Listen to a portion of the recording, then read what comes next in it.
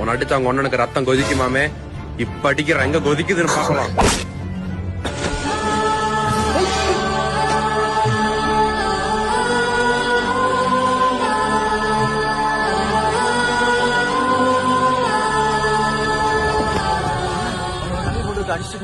என்னடா சொல்றது கேட்கலையாடா செவிட்டு பயலு. என்னடா உன் அடிச்சு 1/2 மணி நேரம் ஆச்சு, ஒன்ன ஓடி போய் ஒளிஞ்சிட்டானா? அவன் டெண்டரா பேச்சு